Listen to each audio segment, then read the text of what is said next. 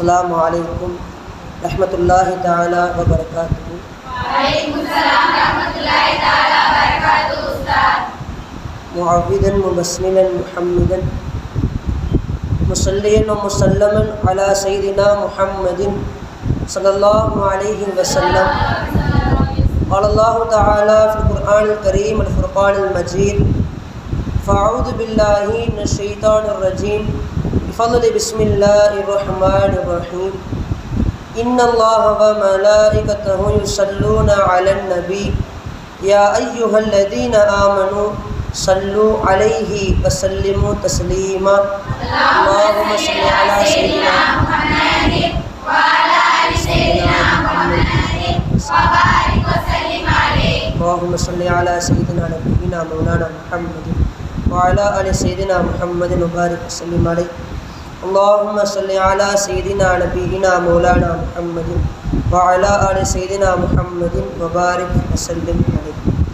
अय्दन क़ाल अल्लाहु तआला फ़ी मकानिल आख़र अन्नबिय्यु OLA bill मुअ्मिनीना मिन अनफुसिहिम व अज़वाजुहु उम्महातुहुम। ஸதகல்லாஹுல் அலியுல் அலீம். எல்லா புகழும் உருவமில்லா அல்லாஹ்வுக்கு அல்ஹம்துலில்லாஹ். சாந்தியும் சமாதானமும் நம் உயிருக்குயிரான உயிரிலும் மேலான முத்து முஹம்மது முஸ்தஃபா ரசூலுல்லாஹி ஸல்லல்லாஹு அலைஹி வஸல்லம் அவர்கள் மீதும், மேலும் உத்தம சத்திய சஹாபாக்கள், தாபீன்கள், தபா தாபீன்கள், நாதாக்கள், சுஹதாக்கள், வலிமார்கள், இங்கு அமர்ந்திருக்கின்ற நாம், நம்மை சார்ந்த அனைவரின் மீதும் அல்லாஹ்வின் அன்பும் அருளும் என்றென்றும் குன்றாமல் நின்று நிலவட்டுமாகுக. ஆமீன் ஆமீன் ரப்பல் ஆலமீன். அல்ஹம்துலில்லாஹ். அல்லாஹ்வுடைய மாபெரும் கிருபை, தரீக்குல் ஜன்னா பள்ளிவாசலின் சார்பாக, மேலும் அத்தா இஸ்லாமிய பெண்கள் கல்லூரி ஒப்பிலான் கிளை சார்பாக ஒவ்வொரு ஆண்டும் மீலாது வந்துவிட்டால் நபிகள் நாயகம் ஸல்லல்லாஹு அலைஹி வஸல்லம் வரலாற்றை மக்களுக்கு மத்தியில் கொண்டு போய் சேர்க்க வேண்டும் எண்ணத்தில் தொடர் சொற்பொழிவு நிகழ்ச்சி ஏற்பாடு செய்திருக்கிறார்கள். அல்லாஹ் இந்த நிகழ்வை கபூல் செய்வானாக.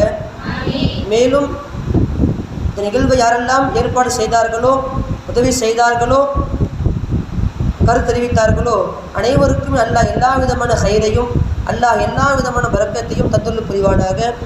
இந்த அமல் இதோடு முடிவடையாமல் கியாமத் நாள் வரைக்கும் செய்கின்ற சக்தியை எல்லாம் தந்துள்ள புரிவானாக. ஆமீன் ஆமீன் யா ரப்பல் ஆலமீன். அகிலம் போற்றும் அன்னையர்களின் அழகிய பண்புகள். கணவன் மனைவி என்றால் யார்? அல்லாஹ் ஆதம் அலைஹிஸ்ஸலாமை படைக்கின்றார். ஆதம் அலைஹிஸ்ஸலாம் அல்லாஹ் படைக்கின்ற பொழுது படைச்சிட்டு எல்லாம் சொர்க்கத்தில் விட்டுறார். சொர்க்கத்தில் ஆதம் அலைஹிஸ்ஸலாம் இருந்தாங்க. சொர்க்கம் எப்படிப்பட்டது? எந்த கண்ணும் பார்த்திடாத, எந்த காதும் கேட்டாத, சிந்தனைக்கு அப்பாற்பட்ட சொர்க்கம் என்பது. அப்படிப்பட்ட சொர்க்கத்தில் ஆதம் அலைஹிஸ்ஸலாம் இருந்தார்கள். ஆனால் சொர்க்கத்தின் இன்பம் ஆதம் அலைஹிஸ்ஸலாமுக்கு இன்பமாகவே இல்லை. ஆச்சரியமா இருக்கா இல்லையா? சொர்க்கம் எவ்வளோ அழகானது. சொர்க்கத்தை வர்ணிக்கின்ற போது சொல்லுவாங்க, ஒரு பழத்தை ஒருவர் சாப்பிட்டார், அதே பழத்தை அவர் மீண்டும் சாப்பிடுகின்ற பொழுது முதல் பழத்தின் சுவை அடுத்த பழத்தில் வேறுபடுமா, அதிகமாக தெரியுமா சுவை. இப்படிப்பட்ட சொர்க்கத்தில் ஆதம் அலைஹிஸ்ஸலாம் இருந்த பொழுது தனியாக இருந்தார்கள். தனியாக இருந்த காரணமாகத்தான் சுவனத்தின் இன்பம் ஆதம் நபிக்கு இன்பமாக இல்லை. எனவே தான் அல்லாஹ் என்ன பண்ணார்? ஆதம் அலைஹிஸ்ஸலாமுடைய முதுகிலிருந்து அல்லாஹ் ஹவ்வா அலைஹிஸ்ஸலாமை படைத்தார். யோசிச்சு பாருங்க, தனியாக ஒரு நபர் வாழ்ந்தார் சொன்னால் அவர் சுவனத்தின் இன்பத்தை அனுபவிக்க முடியாது. இப்போ உலகத்தில் அனுபவிக்க முடியுமா? முடியாது.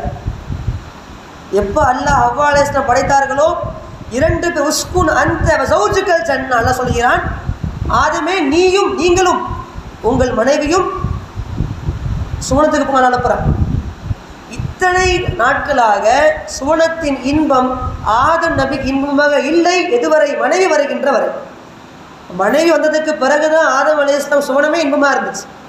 கணவன் மனைவி உறவு என்பது அது துனியாவில் தொடங்கி சுவனத்தில் முடியக்கூடியது.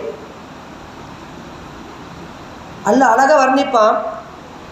என்னன்னா, உன்ன லிபாசுல்லக்கும் அந்தும் லிபாசுல்லஹுன்ன, கணவனுக்கு நீங்கள் ஆடை, உங்களுக்கு கணவன் ஆடை சொல்லுவான்ல.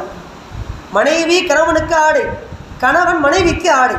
ஒரு மனிதனுடைய ஸ்டேட்டஸ் என்பது அவன் அணிகின்ற ஆடை வச்சு தான் அமைகின்றது. நல்ல ஆடை அணிந்திருந்தால் அவன் பணக்காரன், கிழிந்த ஆடை அணிந்திருந்தால் அவன் ஏழை. எப்படி ஒரு மனிதனுடைய ஆடையை வைத்துதான் அவனுடைய ஸ்டேட்டஸ் தெரிகின்றதோ அதை போன்றுதான் ஒரு கணவன் எப்படி மனைவியை பார்த்து கொள்கிறானோ, ஒரு மனைவி எப்படி கணவனை பார்த்து கொள்கிறாரோ அதை வைத்துதான் வாழ்க்கை அமைகின்றது.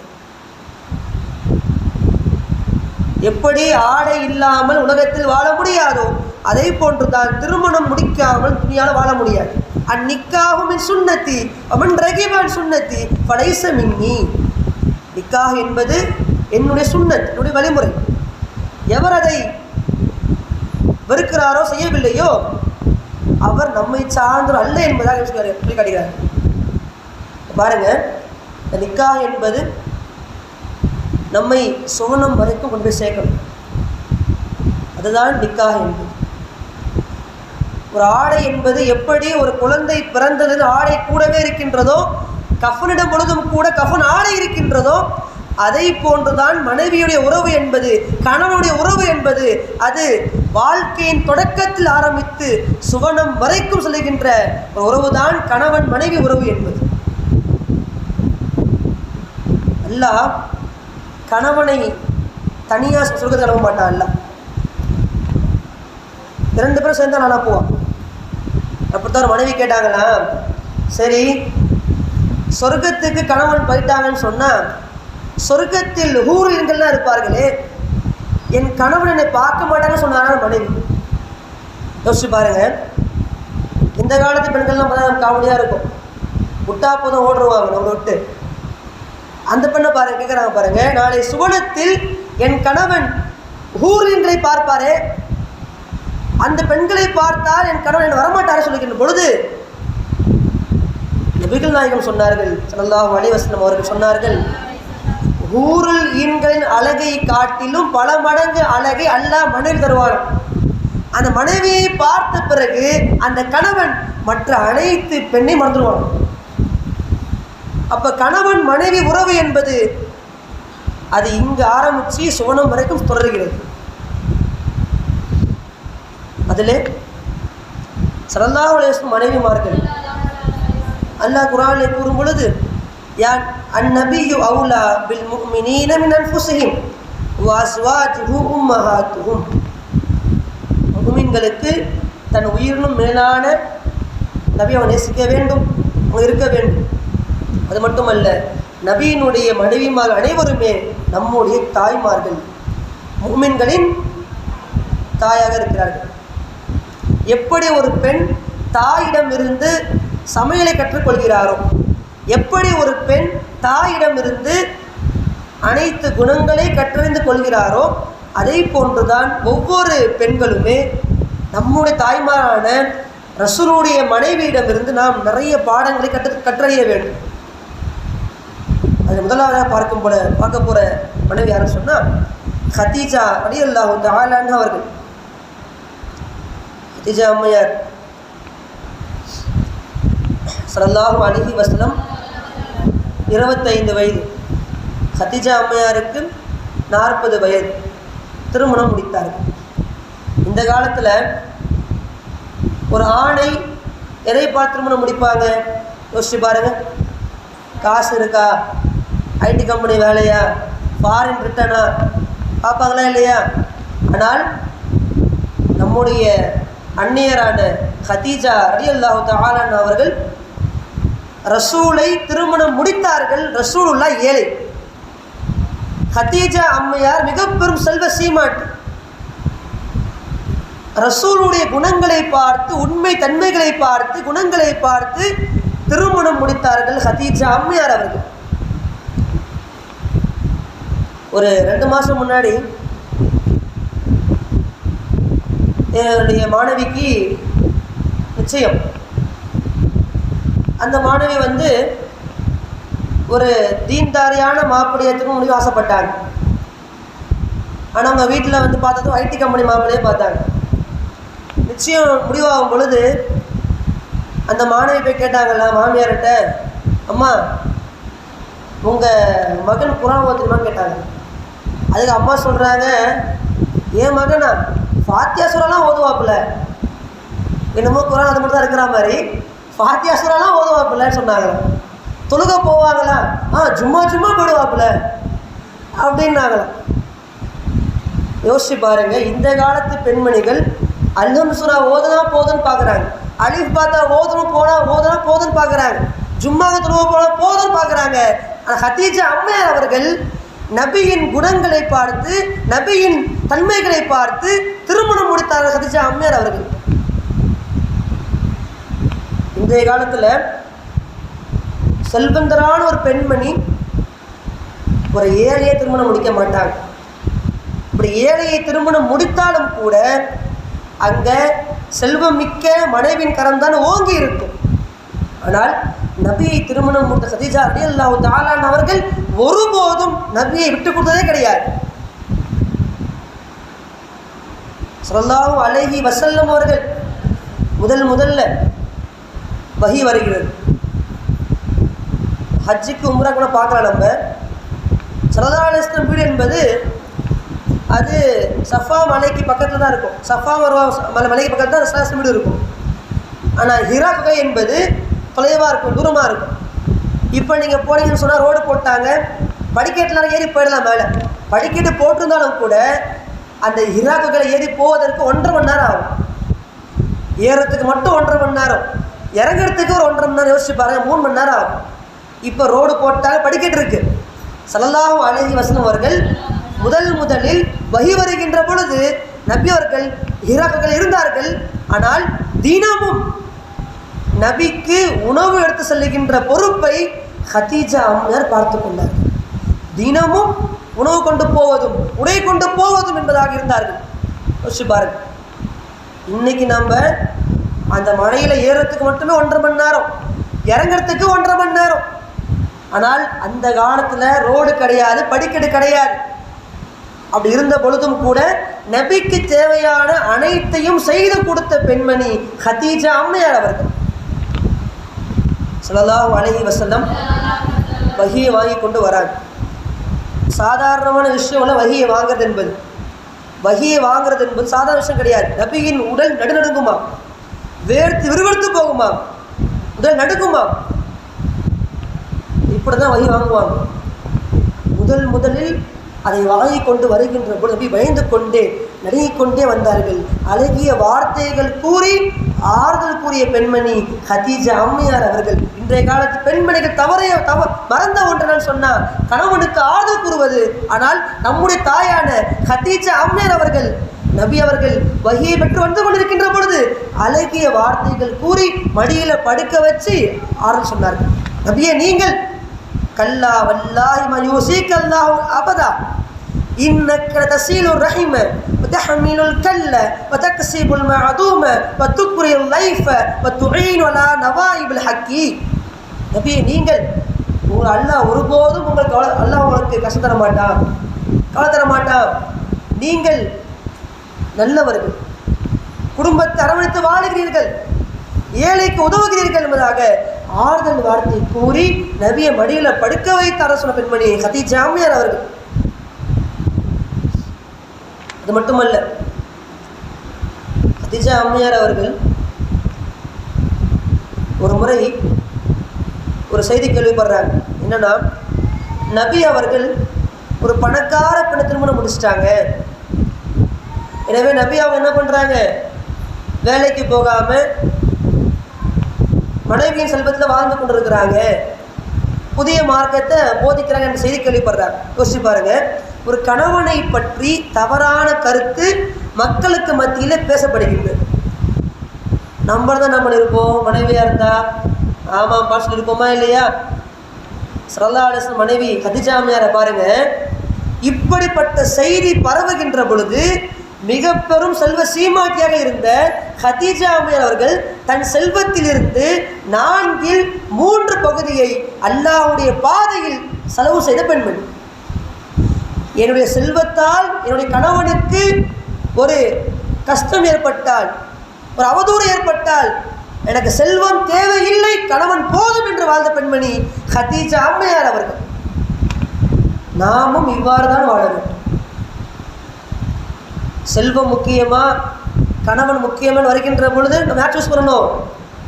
யாரை சூஸ் பண்ணணும்? நம்ம கணவன் சூஸ் பண்ணணும். செல்வம் என்பது வரும் போகும், அழகு என்பது அது மங்கி போய்விடும். ஆனால் குணங்கள் என்றுமே மாறாது. எப்படி சொல்லுவாங்க, நீங்கள் ஒரு பெண்ணையோ ஆணை திருமணம் பண்ணி சொன்னீங்கன்னா அழகை பார்த்து திருமண முடியுங்க, செல்வத்தை பார்த்து முடியுங்க, குணங்களை பார்த்து முடியுங்க, தீனை பார்த்து முடியுங்க. ஆனால் அனைத்தையும் காட்டிலும் மார்க்கத்தை பார்த்து திருமணம் முடிப்பது தான் சிறந்தது. ஏன்னு சொன்னால் செல்வம் அழிந்து போய்விடும், அழகு மங்கி போய்விடும், தீன் மாறாது, குணங்கள் மாறாது. நாம் நம்முடைய தாயான ஹதீஜா ரலியல்லாஹு தஆலா அவர்கள் நபியை குணங்களை பார்த்து திருமணம் முடித்தார்கள். முதலில் இஸ்லாத்தை ஏற்ற பெண்மணி ஹதீஜா ரலியல்லாஹு தஆலா அவர்கள் தான். முதல்ல ஒரு கணவன் ஒரு கருத்து சொல்ல வரான்னு சொன்னால் அந்த கணவன் சொல்லிய கருத்தை அப்படியே உள்வாங்கி ஏற்றுக்கொண்ட முதல் பெண்மணி ஹதீஜா அம்மையார் அவர்கள் தான். எனவே தான் ஸல்லல்லாஹு அலைஹி வஸல்லம் மேராஜ் போனாங்களா இல்லையா? மேராஜ் சென்ற பொழுது நபி ஏன் மேராஜ் போனாங்க? அதுக்கு ஒரு 3 விதமான கருத்துக்களை பதிவு செய்கிறாங்க. முதல் விஷயம், நபியினுடைய மனைவி ஹதீஜா அம்மையார் இறந்து போயிட்டாங்க, வஃபாத் ஆயிட்டாங்க. இரண்டாவது, நபியை இத்தனை ஆண்டுகளாக வளர்த்து வந்த, பார்த்து பாதுகாத்து வந்த அபு தாலிப் என்பவர் இறந்து போயிட்டாங்க. இன்னும் நபி தாயிஃப் போனாங்களா இல்லையா? தாயிஃப் சென்ற பொழுது நபிக்கு ஏற்பட்ட துன்பங்கள். இந்த 3த்தையும் அல்லாஹ் கருத்திலே கொண்டுதான் நபியை சந்திக்க அல்லாஹ் மேராஜுக்கு கூப்பிட்டான். ஸல்லல்லாஹு அலைஹி வஸல்லம் மேராஜ் போனாங்க. இங்கே யோசிச்சு பாருங்க, கொஞ்சம் மூளைக்கு வளர்த்தாங்க. இப்போ ஸல்லல்லாஹு அலைஹி வஸல்லம் மேராஜ் அல்லாஹ் பார்க்கணும்னு சொன்னால் அல்லாஹ் என்ன பண்ண, நபியை பூமியிலே பார்த்துக்கலாமா இல்லையாம்மா? பார்த்துக்கலாம். ஏன் அல்லாஹ் ரசூலை பூமியில் பார்க்காம 7 வானங்கள் கடந்து ஏன் நபியை அல்லாஹ் வானத்தில் பார்க்கணும்? அல்லாஹ் நபியை பார்க்க வேண்டும் என்று ஆசைப்பட்டால் பூமியிலே பார்த்துக்கலாம்ல, ஏன் பார்க்கல? ஒருவேளை பார்க்கணும் ஆசைப்பட்ட அல்லாஹ் முதல் வானத்தில் பார்த்துக்கலாம்ல, ஏன் அப்போ பார்க்கல? இமாம்கள் அழகாக சொல்லுவார்கள், ஒருவேளை நபியை அல்லாஹ் இந்த பூமியிலே பார்த்திருந்தால் மக்கள் இப்படி பேசுவார்கள், அல்லாஹ் எப்படி மூசாவை பூமியிலே பார்த்தானோ அதை போன்றுதான் நபியை அல்லாஹ் பூமியில் பார்த்தான்னு சொல்லுவாங்க. மூசா நபியும் ரசூலும் ஈக்குவல் ஆகிடுவாங்க. நபி அவர்கள் அனைத்து படைப்பை காட்டிலும் சிறந்தவர்கள்.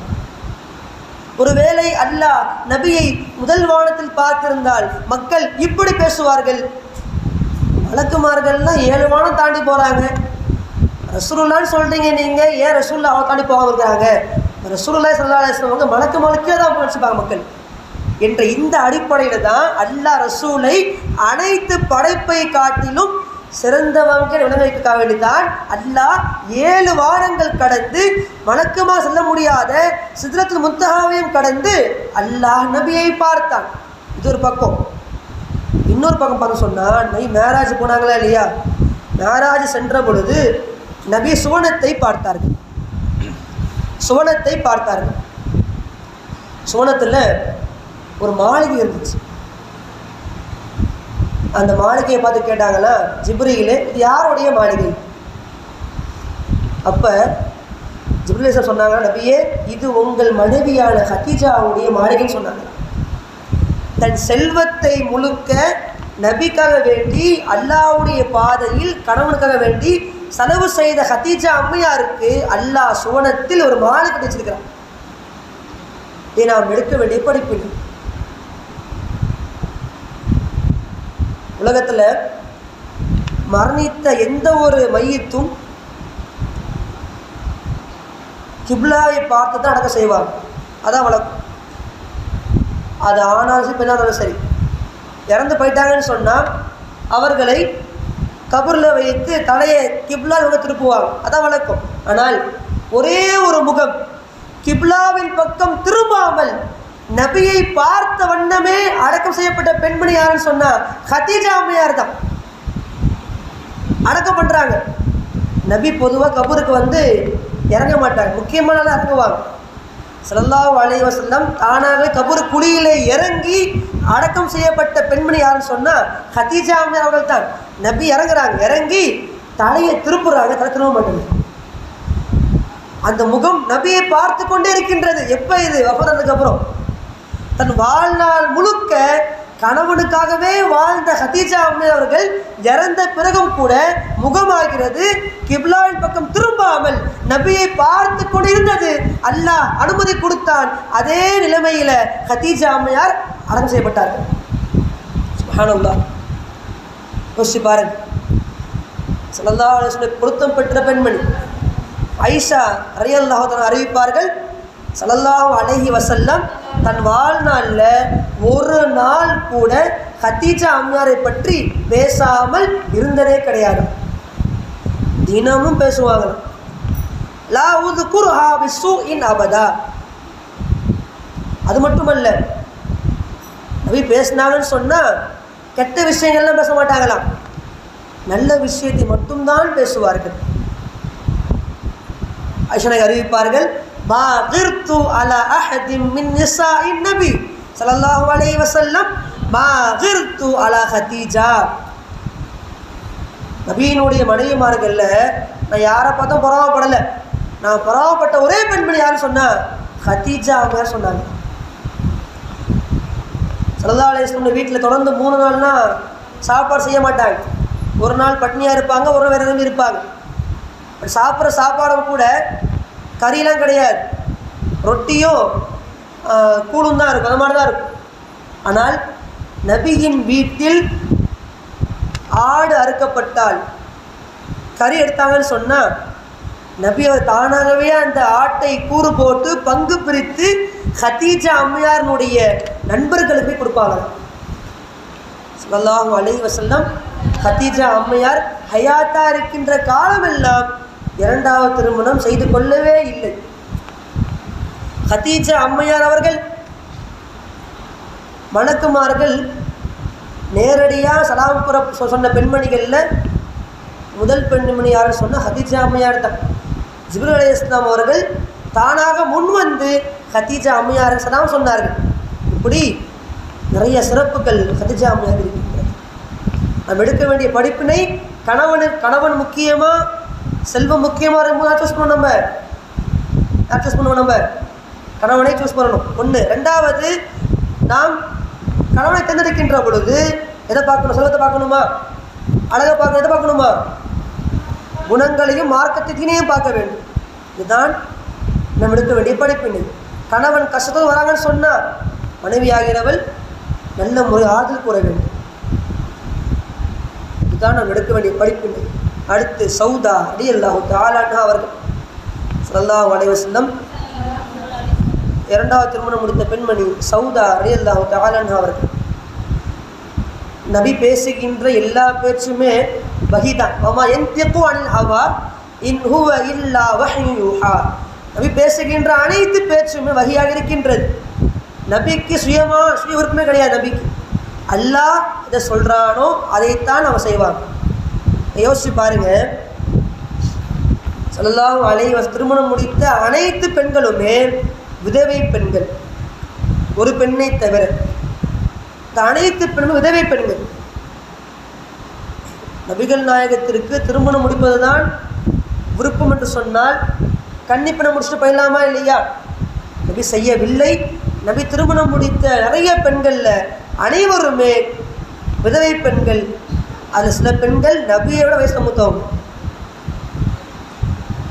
சௌதா ரலியல்லாஹு தஆலா அன்ஹா அவர்கள் அவங்க கனவு காண்றாங்க.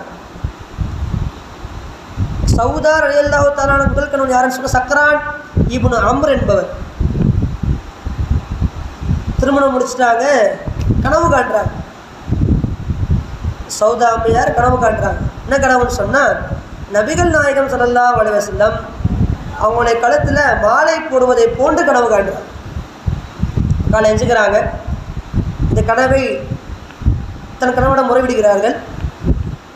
அப்போ கணவன் சொன்னால், நீ கொஞ்சம் காலம் கழித்து நபியை திருமணம் முடிக்கணும்னு சொன்னாங்களே. சரி, முடிஞ்சிருச்சு. திருப்பி சில காலம் கழித்து மீண்டும் ஒரு கனவு காண்றாங்க. என்ன கனவுன்னு சொன்னால், நிலா தன் மேலே விழுவதை போன்று கனவு காண்றாங்க. இந்த கனவை தன் கணவனும் கூறுகின்ற பொழுது கணவன் கூறிய வார்த்தை, நான் 2 நாள் அஃபாதாயிடுவேன், நான் 2 நாளில் இறந்து போயிடுவேன், நான் மௌத்தா போனதற்கு பிறகு நீ நபியை திருமணம் முடிக்கணும்னு சொன்னான். சொல்லுதான் தாமதம். 2 நாட்களுக்குள்ளேயே சௌதா அம்மையாருடைய கணவன் இறந்து போயிட்டாங்க. இறந்து போனதற்கு பிறகு சௌதா அம்மையார் நபியுடைய அழைப்பை ஏற்று திருமணம் முடித்து கொண்டார்கள். நாம் எடுக்க வேண்டிய படிப்பினை என்ன இதில் பார்த்து சொன்னால், சௌதா அம்மையார் கடை வீதிக்கு செல்லுகின்ற பழக்கம் வைத்திருந்தார். ஷாப்பிங்லாம் போகிறாங்களா இந்த காலத்தில், அதே மாதிரி சௌதா அம்மையார் அவர்கள் கடை வீதிக்கு செல்லுகின்ற வழக்கம் வைத்திருந்தார். இதை தடுக்கும் விதமாகத்தான் சௌதா அம்மையார் எப்போ கடைக்கு போகிறாங்களோ அப்போ உமர் ரலியல்லாஹு தஆலா அவர்கள் கடை வீதி ஓரம் ஒளிச்சிட்டு கத்துவாங்களாம். யார் சௌதான் கத்துவாங்களாம். பொறுத்து பார்த்தாங்க சௌதா அம்மையார். நபியே, உங்கள் தோழர் உமர் என்பவர் கடை வீதிக்கு போனால் சௌதான்னு கூப்பிடுறாங்கன்னு சொன்னாங்களாம். நபிக்குள் விசாரிக்கிறாங்க. விசாரிக்கும் போது உமர் நாயகம் சொன்னார்கள், நபியே, நபிமார்களுடைய மனைவிமார்கள் கடை வீதியில் திரிவது என்பது அழகில்லையேன்னு சொன்னார்கள். உமர் நாயகத்தை உண்மை வார்த்தைக்கு ஏற்ப அல்லாஹ் ஆயத்திறக்கி விட்டான்.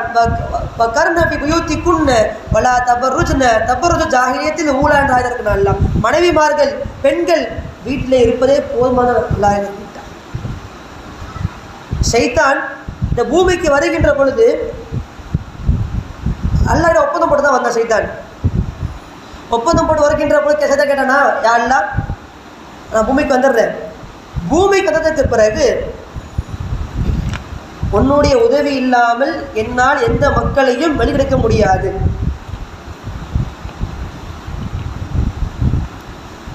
அப்படின்னு சொன்னான். அப்போ அல்லாஹ் சொன்னா, சரிப்பா, நான் உனக்கு அனுமதித்த சொல்லிட்டான். மனுஷன் ரத்தம் எங்கெங்கெல்லாம் ஓடுகின்றதோ அங்கெல்லாம் நீ போகலான்னு நான் அனுமதி கொடுத்துட்டான். அது மட்டுமல்ல, மனித வர்க்கத்தில் ஒரு குழந்தை பிறந்தால் ஷைத்தானாகிய உனக்கும் ஒரு குழந்தை பிறக்கும் சொன்னான். ஒரு தங்கும் இடம் பாத்ரூமாக இருக்கும். உன்னுடைய உணவு எந்த உணவில் மனிதர்கள் பிஸ்னஸ் சொல்லாமல் சாப்பிட்றாங்களோ அந்த உணவு தான் உணவு சொன்னாங்க. இப்படி சொல்லிக்கொண்டே வருகின்ற பொழுது அல்லாஹ் சொன்ன வார்த்தை, ஷைத்தானே, உன்னுடைய படை கடை வீதியில் தான் இருக்குன்னு சொன்னாங்க. ஷைத்தான் படை எங்கே இருக்குது? கடை வீதிகளில் இருக்குது. இதைத்தான் அபூ ஹுரைரா ரலியல்லாஹு அன்ஹு அறிவிக்கிறார்கள், அஹப்புல் பிலாதி இலல்லாஹி, அல்லாவுக்கு பிரியமான ஊரை தெரியுமா? மசாஜிதுஹா, அந்த ஊர்களில் இருக்கின்ற பள்ளிவாசல் தான் அல்லாவுக்கு பிரியமான இடம். அபுகல் பலதி இலல்லாஹி அஸ்வாக்குஹா, ஊர்களில் அல்லாஹ்வுடைய கோபம் வருகின்றது தெரியுமா? அதுதான் அந்த ஊர்களில் இருக்கின்ற கடை சொன்னாங்க ஸல்லல்லாஹு அலைஹி வஸல்லம். எனவேதான் கடை வீதிக்கு செல்லுகின்ற பழக்கம் கொண்ட சௌதா அம்மையார் அவர்களை அல்லாஹ் கண்டிக்கும் விதமாக இந்த ஆயத்தை இறக்கினான். இது நாம் பெறுகின்ற படிப்பினை. அடுத்து நாம் பார்க்கின்ற பெண்மணி ஆயிஷா ரலியல்லாஹு தஆலா அன்ஹா அவர்கள். ஆயிஷா அம்மையார் அவர்கள் ஒரு 10 விதமான சிறப்பு எல்லாம் கொடுத்திருந்தார். முதல் சிறப்பு, ஸல்லல்லாஹு அலைஹி வஸல்லம் திருமணம் முடித்ததிலேயே கன்னிப்பெண் யாருன்னு ஆயிஷா மட்டும்தான். ஆயிஷா அம்மையார் மட்டும்தான். 11 மனைவியில் 10 பெண்களுமே விதவியானவர்கள். ஒரு பெண்ணை தவிர அவங்க தான் யார்? ஆயிஷா அம்மையார், கன்னிப்பெண். இரண்டாவது சிறப்பு, நபி திருமணம் முடித்த அனைத்து பெண்களின் தாய் தந்தையும் ஒருவர் அன்சாரியாக இருப்பார், ஒருத்தவங்க முஹாஜிராக இருப்பாங்க. சஹாபாக்கள் 2 வகை. ஒன்று அன்சாரினா மதினாவாசிகள், முஹாஜிர் சொன்ன மக்கால மதினாவுக்கு வந்தவங்க. இப்படி கணவன் மனைவி, அதாவது திருமணம் முடித்த அந்த மனைவியினுடைய அத்தாவும் அம்மாவும் ஒன்று அன்சாரியாக இருப்பாங்க, முஹாஜிராக இருப்பாங்க. ஆனால் ஸல்லல்லாஹு அலைஹி வஸல்லம் திருமணம் முடித்த பெண்களில் 2 பேருமே, கணவன் மனைவி 2 பேருமே முஹாஜிராக இருந்த ஒரே பெண்மணி யாருன்னு சொன்னால் ஆயிஷா ரலியல்லாஹு தஆலா அவங்க மட்டும்தான். 3வது சிறப்பு, ஆயிஷா நாயகத்தை பற்றி தவறான கருத்துக்கள் மக்களுக்கு மத்தியில் பரவி கொண்டிருக்கின்ற பொழுது அல்லாஹ் நிசா சூராவில் 10 ஆயத்தை இறக்கி ஆயிஷா நாயகத்தை சுத்தப்படுத்தினான். இது 3வது சிறப்பு. 4வது, திருமணத்திற்கு முன்பதாகவே நபி அவர்கள் கனவிலே பார்த்த பெண்மணி ஆயிஷா ரலியல்லாஹு தஆலா அன்ஹா அவர்கள். நபிமாரின் கனவு என்பது வஹியா இருக்குது. இப்ராஹிம் அலைஹிஸ்ஸலாம் தன் மகனை அறுப்பதை போன்று கனவு கண்டார்கள். இப்போ கனவு என்னவா இருக்குது? நபிமாருடைய வஹியா இருக்கு, அல்லாஹ்வுடைய உத்தரவா இருக்கு. அப்போ நபி அவர்கள் உரீதுக ஃபி மனால் மர்ரத்தைன், ஐஷா நான் உன்னை 2 முறை கனவுல பார்த்துருக்கிறேன். நபி கனவுல பார்த்த பெண்மணியும் யாரு? ஆயிஷா ரலியல்லாஹு தஆலா அவர்கள் திருமணத்துக்கு முன்பதாகவே. அடுத்து சுவனத்தில் நிச்சயிக்கப்பட்ட தன்பதியும் யாரு தான்? ஆயிஷா அம்மையார் தான். அடுத்து பார்க்கின்ற பொழுது ஸல்லல்லாஹு அலைஹி வஸல்லம் அவர்கள் மனைவிமார்களிலேயே மிகவும் அந்யோன்யமாக பழகிய, மிகவும் ரொம்ப பிரியமாக பழகிய ஒரு பெண்மணி யாருன்னு சொன்னால் ஆயிஷா அம்மையார் தான். எந்த அளவுக்குன்னு சொன்னால் ஆயிஷா நாயகி எந்த பாத்திரத்தில் எந்த இடத்தில் வாய் வைத்து குடித்தார்களோ அதே இடத்துல நபி அவர்கள் குடிக்கின்ற பழக்கத்தை வைத்திருந்தார்கள். இன்னும் சொல்ல போனால் நபிகள் நாயகம் ஸல்லல்லாஹு அலைஹி வஸல்லம் அவர்களும் ஆயிஷா அம்மையாரும் ரன்னிங் ரேஸ் தான் ஓடி இருக்கிறாங்க. ஃபஸ்ட்டு ஸல்லல்லாஹு அலைஹி வஸல்லம் பாருங்க, ஆயிஷா நாயகியோட ரெண்டு கொண்டிருக்கின்ற பொழுது ரேஸ் ஓடுறாங்க 2 பேரும். ஸல்லல்லாஹு அலைஹி வஸல்லம் வேணுமென்றே தோற்று போகிறாங்க. முதல் முறை ஓடுகின்ற பொழுது வேணுமென்று தோற்று போகிறாங்க. யோசிச்சு பாருங்க, ஒரு சின்ன கணவனின் ஒரு தோல்வி மனைவிக்கு இன்பம் தருதுன்னு சொன்னால் அந்த கணவன் பல முறை தோற்கலாம். நபிகள் நாயகம் ஸல்லல்லாஹு அலைஹி வஸல்லம் அவர்கள் தன் மனைவியான ஆயிஷாவிடம் ஓட்டப்பந்தயம் ஓடிக்கொண்டிருக்கின்ற பொழுது வேணுமென்றே தோற்றார்கள், தன் மனைவிக்கு இன்பத்தை கொடுத்தார்கள். கொஞ்ச காலம் கழித்து மீண்டும் ஓடுறாங்க. மீண்டும் ஓடும் பொழுது நபி அவர்கள் வெற்றி பெற்றார்கள். வெற்றி சொன்ன வார்த்தை மேட்ச்சு ட்ராவாடி சொன்னாங்க. மேட்ச்சு ட்ராவாடி சொன்னாங்க ஸல்லல்லாஹு அலைஹி வஸல்லம் அவர்கள். இப்போ நபி அவர்கள் மிகவும் அந்யோன்யமாக பழகிய மனைவியில் யாருமா அவங்க? யார் அவங்க? ஆயிஷா ரலியல்லாஹு தஆலா அவர்கள் தான். அடுத்து ஸல்லல்லாஹு அலைஹி வஸல்லம் அவருக்கு அதிகமாக வஹி இறங்கிய வீடு ஆயிஷா அம்மையார் தான் அதிகம் வஹி இறங்குச்சு. அடுத்து நபியினுடைய ரூஹு கைப்பற்றப்பட்ட வீடு எந்த வீடு? ஆயிஷா அம்மையார் வீடு தான். அது மட்டுமல்ல, நபியுடைய அடக்கஸ்தலம் எங்கே இருக்கு? ஆயிஷா அம்மையார் தான் நபி அவர்கள் புதைக்கப்பட்டார்கள். இப்படி 10 சிறப்புகள் ஆயிஷா அம்மையாருக்கு அல்லாஹ் கொடுத்திருந்தார். ஸல்லல்லாஹு அலைஹி வஸல்லம் எங்கே மரணிக்கிறாங்களோ, பொதுவாக நபிமார் எங்கே மரணிக்கிறாங்களோ அங்கே தான் புதைக்கணும். ஏன்னா ஹதீஸில் வருகின்றது, பூமியில் எந்த இடம் உயர்வான இடமோ அந்த இடத்தில்தான் நபிமாவுடைய உயிர் கைப்பற்றப்படும்.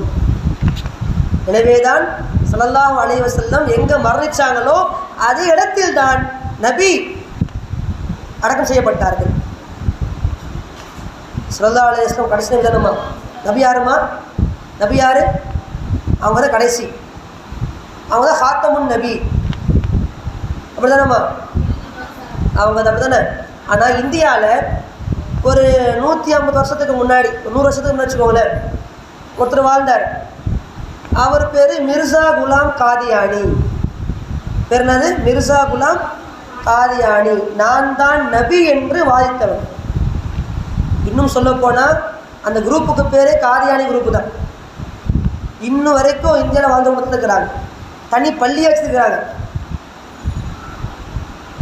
ஸல்லல்லாஹு அலைஹி வஸல்லம் எங்கே வஃபாத்தானாங்க? ஆயிஷா நாயகி வீட்டில் வஃபாத்தானாங்களா இல்லையா? அங்கே தானே அவங்க அடக்கம் பண்ணாங்க. இந்த மிர்சா குலாம் காதியானி நான் தான் நபி என்று வாதித்தான். ஆனால் அல்லாஹ் அவனுடைய மௌத்தை ரொம்ப இழிவாக்கிட்டான். இந்த மிர்சா குலாம் காதியானியை பின்பற்றக்கூடியவர் இன்னும் இருக்கிறாங்க இந்தியாவில், உலகம் முழுக்க இருக்கிறாங்க. அப்படி மிர்சா குலாம் காதியானி நான் தான் நபி என்று சொல்கிறான்னு சொன்னால், அவன் மரணிக்கின்ற பொழுது அவன் பாத்ரூமுக்கு போய் வலிக்கி விழுந்து மண்டையில் அடிப்பட்டு இறந்து போனான். அவனுடைய கபரஸ்தான் எங்கே இருக்குது? பாத்ரூமில் தான் இருக்குது. இது கதை கிடையாது. நெட்டில் நீங்கள் போட்டு பாருங்கள், குரோமில் கூகுள் பண்ணி பாருங்கள், மிர்சா குலாம் காதியானி கபரஸ்தான் போட்டு பாருங்கள், பாத்ரூம் தான் காட்டுவாங்க. நான் தான் நபி என்று வாதிட்டவன் அவனை இறுதி முடிவு அல்லாஹ் இழிவாக கொடுத்தான். ஸல்லல்லாஹு அலைஹி வஸல்லம் வஃபாத் ஆகின்ற பொழுது ஆயிஷா வீட்டில் வஃபாத் ஆனாங்க. அவனுடைய மரணம் அல்லாஹ் கண்ணியமாக வைத்தான். இன்னும் வரைக்கும் நபி எங்கே இருக்கிறாங்க? இங்கே தான் இருக்கிறாங்க, ஆயிஷா வீட்டில் தான் அடக்கம் பண்ணியிருக்கிறாங்க. ஸல்லல்லாஹு அலைஹி வஸல்லம் அவர்கள் கூடலுமாக ஆயிஷா அம்மையார் இருக்கிறாங்க. ஒரு முறை நபி கேட்டாங்களா, ஆயிஷாவே நீ எப்போ கோவம் தெரியும் எனக்கு, நீ எப்போ கோவம் தெரியும் எனக்கு சொன்னாங்க. அப்போ நபி சொன்னாங்கன்னா, ஆயிஷாவே நீ பேசுகின்ற பொழுது நீ எப்போ ரப்பு இப்ராஹிம் நபி மீது, இப்ராஹிமுடைய இறைவன் மீது ஆணை சொல்கின்றாயோ அப்போ நீ என் மேலே கோபமாக்குறன்னு அர்த்தம். நீ எப்போ நீ ரப்பு முஹம்மதின் இறைவன் மீது சத்தியம் சொல்கிறாயோ அப்போ நீ என் மீது அன்பாக சொன்னாங்க. சொல்லும் பொழுது ஐஷா நாயகி மிகப்பெரிய கவிஞர், வார்த்தையின் வித்தகர். யோசிச்சு பாருங்க. சொன்னாங்களா அவங்க, நபியே என் நாவு மட்டும்தான் உங்கள் பெயரை மறக்கும், என் உள்ளம் உங்கள் பெயரை ஒருபோதும் மறக்காது சொன்னாங்க. எப்படி பேசுகிறாங்க பாருங்க நபி கிட்ட. இந்த காலத்துக்கு நம்ம சொன்ன வச்சு பாருங்க. ஆமாம், தெரிஞ்சவன என்ன பண்ண போகிறேன் கேட்பாங்களா இல்லையா? ஆயிஷா நாயகியை பாருங்க சொன்னாங்க, நபியே என் நாவு மட்டும்தான் உங்கள் பெயரை மறக்கும், என் உள்ளம் ஒருபோதும் உங்கள் பெயரை மறக்காதுன்னு சொன்னாங்க ஆயிஷா நாயகி அவர்கள். அது மட்டுமல்ல, ஒரு கணவன் என்பவன் தன்னுடைய மனைவியை பொது சபையில் கண்டிக்கக்கூடாது, தனிமையை கண்டிக்க வேண்டும் என்பதையும் ஆயிஷா நாயகியின் சம்மன் உணர்த்திவிட்டது. ஒரு முறை ஸல்லல்லாஹு அலைஹி வஸல்லம் அவங்க ஒவ்வொரு மனைவிமாரில் ஒவ்வொரு நாள் இருப்பாங்க. அப்படி ஆயிஷா அம்மையாட்ட இருக்கின்ற பொழுது உம்மு சலமா அம்மையார்ட்டேருந்து பாயாசம் வருது, ஒரு ஸ்வீட்டு வருது. நபிக்கு ஸ்வீட்னா பிடிக்கும். நபி இப்போ எங்கே இருக்கிறாங்க? ஆயிஷா அம்மையார் வீட்டில் இருக்கிறாங்க. உம்மு சலமா அவங்க அம்மையார்ட்டேருந்து இப்போ பாயாசம் அனுப்புகிறாங்க. பாயாசம் வருது. நபி அவங்க என்ன பண்ணுறாங்க, சஹாபாக்கெல்லாம் அமர்ந்துருக்கிறாங்க. அந்த பாயசத்தை வாங்கி சஹாபாக்கள் பங்கிட்டு கொடுக்குறாங்க. இதை யார் பார்க்குறா? ஆயிஷா அம்மையார் பார்க்குறாங்க, கோவமாக வராங்க. நம்ம வீட்டில் வந்துக்கிறாங்களே பாயாசம், அங்கேயே ஒரு டென்ஷனாக வராங்க. டென்ஷன் ஆகி அவங்க பாயாசம் செய்கிறாங்க, அவங்க ஸ்வீட் பண்ணுறாங்க, அவங்களும் ஸ்வீட் செஞ்சு நபி தராங்க. நபி சொன்னாங்க சஹாபாக்களை பார்த்து, சஹாபாக்களை இன்னைக்கு 2 தாய்மார்லேருந்து உங்களுக்கு பாயாசம் வந்திருக்கு சாப்பிடுன்னு சொன்னாங்கன்னா. சாப்பிட்டு முடிக்கும் பொழுது ஆயிஷா நாயகி அவர்கள் மிகவும் கோபம் அடைந்து உம்மு சலமா அம்மையாட்டு வந்த அந்த பாயாசம் வந்த அந்த பாத்திரத்தை கீழே போய் உடைச்சிடுறாங்க கோபத்தில். நபி அவர்கள் சஹாபாக்களை அனுப்பிவிட்டு தனிமையில் ஆயிஷா நாயகி கண்டித்தார்கள் ஸல்லல்லாஹு அலைஹி வஸல்லம். ஒரு கணவன் என்பவன் தன் மனைவியை பொது சபையில் கண்டிக்கக்கூடாது, தனிமையில் கண்டிக்க வேண்டும் என்ற இந்த பாடத்தையும் நபியை கற்றுக் கொடுத்தார்கள். ஆயிஷா நாயகி அவர்கள் 9 ஆண்டுகள் நபியோடு வாழ்ந்தாங்க. ஆயிஷா நாயகி 18 வயசாகும் போது வஃபாத்தாயிட்டாங்க, நபி இறந்து போயிட்டாங்க. ஸல்லல்லாஹு அலைஹி வஸல்லம் வஃபாத்துக்கு பிறகு ஆயிஷா நாயகி என்பவர் மிகப்பெரிய கல்விமான். இன்றைக்கு பெண்கள்லாம் படிக்கலாமா கூட விவாதம் போயிட்டு இருக்கா இல்லையா? நபியின் மனைவிமார்கள்லேயே அதிகம் படித்தவர் யாருன்னு சொன்னால் ஆயிஷா நாயகி தான். சொல்ல போனால் the first woman doctor in the world, the முதல் பெண் மருத்துவர் ஆயிஷா அம்மையார். The first Islamic scholar in the world, முதல் ஆலிமா யார்? ஆயிஷா அம்மையார் தான். அது மட்டுமல்ல, சிறந்த கவிஞரும் யாருன்னு சொன்னால் ஆயிஷா அம்மையார் தான். ஃபத்துவா தருகின்ற முஃப்தியா வாழ்ந்த யார் தான்? ஆயிஷா அம்மையார். ஒரு முறை உருவா என்பவர் ஆயிஷா அம்மையார்ட்ட வராங்க. ஆயிஷா அம்மையார், நீங்கள் மிகப்பெரிய மார்க் அறிஞராக இருக்கிறீங்க, எனக்கு இது ஆச்சரியமாக இல்லை. ஏன்னா நீங்கள் யாருடைய மனைவி? நீங்கள் நபியினுடைய மனைவி. சரி, ஐஷா நாயகியே, நீங்கள் மிக பெரும் கவிஞராக இருக்கிறீங்க, அதுவும் எனக்கு ஆச்சரியமாக இல்லை. ஏன்னா நீங்கள் யாருடைய மகள்? அபூபக்கர் மகளாக இருக்கிறீங்க. நீங்கள் ஆச்சரியமாக, எனக்கு என்ன ஆச்சரியமாக இருக்குன்னு சொன்னால், நீங்கள் எப்படி மருத்துவம் பார்க்க கேட்டாங்க.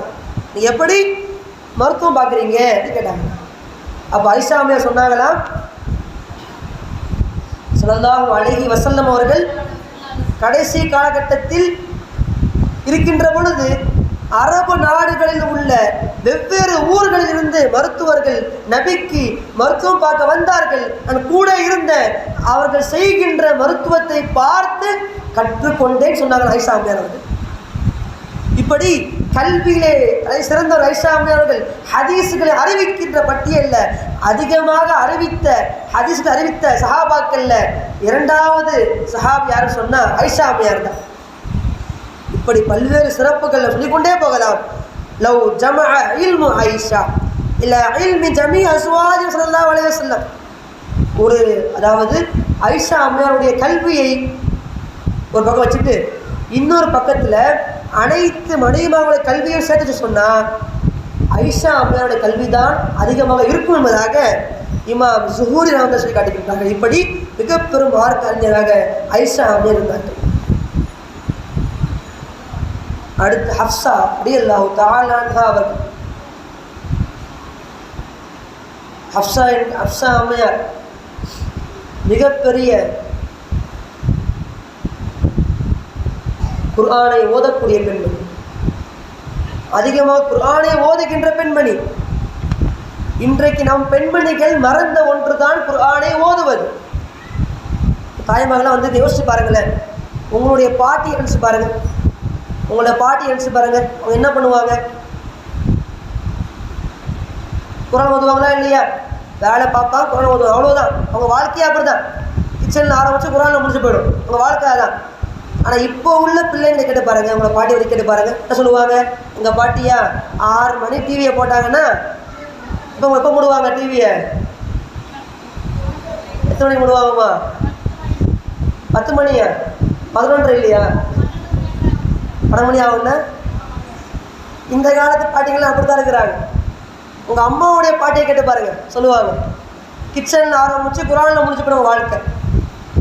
ஆனால் இன்றைய காலத்து பாட்டிமார்கள் ஃபுல்லாக பார்ட்டிமார்கள் தான் இருக்கிறாங்க. என்ன டிவியில் தான் இருக்கிறாங்க. நம்முடைய ஹப்ஸா அம்மையார் அதிகமாக குர்ஆனை ஓதுகின்ற வழக்கத்தை கொண்டவர்கள். இன்னும் சொல்ல போனால் ஒரு வாரத்துக்குள்ளேயே அதிகமான குர்ஆனை முடிக்கின்ற வழக்கத்தை கொண்டவர் ஹப்ஸா அம்மையார் அவர்கள். இப்போல்லாம் திருமணம் முடித்ததுக்கு பிறகு பெண்ணை வந்து அனுப்பிவிடுவாங்களா இல்லையா? அனுப்பி விடுகின்ற பொழுது குர்ஆனை கொடுத்து அனுப்புவாங்க. பார்த்துக்கிறீங்களா? பொண்ணு அனுப்பும்போது குர்ஆனை கொடுத்து அனுப்புவாங்க. பார்த்துக்கிங்களா இல்லையா? மாமியார் வீட்டுக்கு போகும்போது குர்ஆன் கொடுத்து அனுப்புவாங்க. ஏன் கொடுத்து அனுப்புறாங்க குர்ஆனை? இதுக்கு என்ன வரலாறு இருக்குது? இதுக்கு என்ன வரலாறு நம்ம ஆராய்கின்ற பொழுதுதான் நம்முடைய முன்னோர்கள் சிறந்த ஒரு முன்னெடுப்பு. அதெல்லாம் ஏன் திருமணமான பெண் கணவன் வீட்டுக்கு செல்லுகின்ற பொழுது குர்ஆனை ஏன் கொண்டு போகிறாள்? அந்த குர்ஆனுடைய வரலாறு என்னன்னு பார்க்கின்ற பொழுதுதான் நமக்கு வியப்பா இருக்கு. அந்த காலத்தில் டிவி கிடையாது, குர்ஆனுடைய பிரிண்டும் கிடையாது, கொஞ்சம் இருக்கும், அவ்வளோதான். ஒரு பெண்மணி பருவ வயசு அடைஞ்சிட்டான்னு சொன்னால் அடைந்ததிலிருந்து அந்த பெண் குர்ஆனை எழுத ஆரம்பிப்பாங்க. என்ன பண்ணுவாங்க? குர்ஆனை எழுத ஆரம்பிப்பாங்க. குர்ஆனை எழுதுவார்களாம். அவர்கள் குர்ஆனை எழுதி முடித்த குர்ஆனை தான் திருமணத்திற்கு பிறகு கொண்டு போவாங்களாம். அது ஏன்னு சொன்னால், என் வாலிபம் முழுக்க நான் வெளியே போகலை, நான் செயலில் ஈடுபடலை, என் வாலிபம் முழுக்க நான் குர்ஆனை எழுதுவதிலே நான் இருந்தேன் என்பதை குறிப்பது தான் அந்த காலத்தில் உள்ள பெண்மணிகள் குர்ஆனை எழுதி கொண்டு போவார்கள். அது காலங்கள் கடந்து வருகின்ற பொழுது குர்ஆன் போதே தவிர அதை ஓதுறதும் போக மாட்டேங்குது, அதை எழுதியவர்களும் போக மாட்டேங்குது. ஹப்ஸா அம்மையார் அவர்கள் குர்ஆனை ஓதுகின்ற வழக்கத்தை கொண்டிருந்தார்கள். இன்னும் சொல்ல போனால் ஸல்லல்லாஹு அலைஹி வஸல்லம் காலத்துக்கு பிறகு குர்ஆன் ஒன்று சேர்த்தாங்க. ஒன்று சேர்க்கின்ற பொழுது அந்த குர்ஆனை சரிபார்த்த பெண்மணி ஹப்ஸா அம்மையார். குர்ஆனை முதலில் மனனம் செய்த பெண்மணி ஹப்ஸா அம்மையார். இப்படி ஹப்ஸா அம்மையார் அவர்களுக்கும் குர்ஆனுக்கும் மத்திய தொடர்பு என்பது நெருக்கமாக இருந்துச்சு. உஸ்மான் ரலியல்லாஹு தஆலா அவர்கள் கைப்பட எழுதிய குர்ஆனுடைய பதி ஹப்ஸா அம்மையார்ட்ட இருந்துச்சு. இப்படி நாம் நிறைய சொல்லிக்கொண்டே போகலாம். அடுத்து உம்மு சலமா ரலியல்லாஹு தஆலா அன்ஹா அவர்கள். உம்மு சலமா ரலியல்லாஹு தஆலா அன்ஹா அம்மையார் அவர்கள் இவர்களுடைய முதல் கணவர் அபு சலமா. அந்த கால சஹாபாக்கள்லாம் இந்த காலத்தில் என்ன பண்ணுவோம், ஒரு கணவன் மனைவிக்கு என்ன நம்ம ஓய்மை காட்டுவோம். நம்ம எப்படி நம்மளுடைய திருமண வாழ்க்கை என்பது இப்போ ரோமியோ ஜூலியை போல வாழணும், லைலா மஜ்னூவா சொல்லுவோமா இல்லையா. சஹாபாக்கள் அவங்க காலத்தில் ஒரு கணவன் மனைவி எப்படி வாழணும் என்பதற்காக வேண்டி பயன்படுத்துகின்ற வார்த்தை உம்மு சலமா அபு சலமா போன்ற வாழ பயன்படுத்துவாங்க. அவ்வளோ அந்நியமாக வாழக்கூடிய தம்பதிகள் தான் உம்மு சலமா அபு சலமா ரலியல்லாஹு. ஆனால் அபு சலமா ரலியல்லாஹு தஆலா அவர்கள் வஃபாத் ஆயிடுறாங்க. வஃபாத்துக்கு பிறகு வஃபாத் ஆவதுக்கு முன்பதாக ஒரு துவா கற்றுக் கொடுத்தாங்க. உம்மு சலமாவே, உனக்கு ஏதாவது முசீபத் ஏற்பட்டால், கஷ்டம் ஏற்பட்டால், நபி அவர்கள் இந்த துவா கற்றுக் கொடுத்தாங்க. என்ன துவா? இன்னா லில்லாஹி வ இன்னா இலைஹி ராஜிஊன் அல்லாஹும்ம அஜிர்னி ஃபி முஸீபத்தி வஹ்லுஃப் லி கைரம் மின்ஹா. இந்த துவாவை சொன்னாங்க. இந்த துவாவை ஓதினால் உனக்கு கிடைத்த முசீபத்தை காட்டிலும் அதிகமாக, அதை காட்டிலும் சிறந்த ஒன்றை அல்லாஹ் கொடுப்பான்னு சொன்னாங்க. அபு சலமா வஃபாத் ஆனார்கள். வஃபாத் ஆனதுக்கு பிறகு உம்மு சலமா ரலியல்லாஹு அன்ஹா அவர்கள் துவா ஓதுனாங்க. இன்னா லில்லாஹி வ இன்னா இலைஹி ராஜிஊன் அல்லாஹும்ம அஜிர்னி பி முஸீபத்தி வஹ்லுஃப் லி கைரம் மின்ஹா. துவா ஓதுனாங்க. துவா ஓதுகின்ற பொழுது மனசு என்ன வந்துச்சு, உலகத்திலேயே நம்ம கணவன் தான் சிறந்தவர், இந்த துவா ஓதுறோமே, நம்ம நபியே நம்ம கணவரோட சொந்த நபர் யாரும் நபி தான் இருப்பாங்க, இந்த துவா ஓதுனா நபி கிடைச்சா நினச்சிட்டாங்க. அல்லாவோட ஏற்பாடு பாருங்க. துவாவை ஓதியதன் காரணமாக அல்லாஹ் நபியை கணவனாக கொடுத்தால். உம்மு சலமா ரலியல்லாஹு. உம்மு சலமாவுக்கு 3 பிள்ளைகள். நாம் இன்றைக்கு படிக்கின்ற, சாப்பிடுகின்ற ஒழுக்கம், தூங்குகின்ற ஒழுக்கம், அதை அறிவிக்கின்ற ஹதீஸ்கள் அனைத்துமே உம்மு சலமா அம்மையாருக்கு பிறந்த குழந்தைகள் தான் அறிவித்தார்கள். எப்படி அறிவிச்சாங்க? நபி வீட்டுக்கு வருவாங்களா இல்லையா, நபி கண்டித்து வளர்க்கின்ற பொழுது அவர்கள் மூலம் கற்ற கல்வியை தான் உம்மு சலமா அம்மையாரிடமிருந்து அந்த பிள்ளைகள் அறிந்து கொண்டு அறிவித்தார்கள். இப்படி நாம் பேசிக்கொண்டே போகலாம். ஜுவைரியா ரலியல்லாஹு தஆலா அன்ஹா அவர்கள் இந்த உம்மத்திற்கு கொடுத்த மந்திரமான வார்த்தைகள், அதிகமான வார்த்தையை கொடுத்துருக்கிறார். என் கூட ஓதுங்க பார்ப்போம். சுப்ஹானல்லாஹி அதத ஹல்கிஹி வ ரிலா நஃப்ஸிஹி வ ஸீனத அர்ஷிஹி வ மிதாத கலிமாத்திஹி. ஸல்லல்லாஹு அலைஹி வஸல்லம் அவங்க தொழுகையை முடித்து விட்டு வீட்டுக்கு வராங்க. வீட்டுக்கு வந்து பார்த்தா ஜுவைரியா அம்மையார் அவர்கள் இந்த துவாயை ஓதிக்கொண்டிருக்கிறாங்க. நபி சொன்னாங்களாம், இந்த ஜிக்கரை நீ செய்கிறாய், இந்த ஜிக்கருக்கு கூலி எந்த மலக்காலும் எழுதவே முடியாதாம், அவ்வளவு நன்மை இந்த ஜிக்கருக்கு சொன்னாங்களாம். எனவே நம் தாய்மான படிப்பினை பெற்று வாழைக்கின்ற புரிவானாக. வாஹிர் தஅவானா அல்ஹம்துலில்லாஹி ரப்பில் ஆலமீன்.